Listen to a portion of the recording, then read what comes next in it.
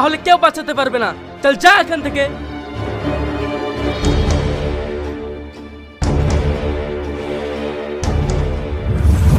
এইবার বুঝতে পারলি ও হচ্ছে একটা এমএলএর মেয়ে। কলকাতার বুকে ওর আব্বার বিশাল পাওয়ার, গুন্ডা মস্তান পুলিশ প্রশাসন সব ওর আব্বার হাতের মুঠোয়।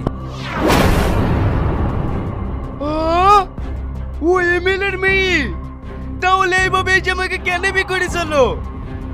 আমার তো একই প্রশ্ন, এমএলএর মেয়ে হই তোকে কেন বি করলো? আমি এসব কিছু জানি না।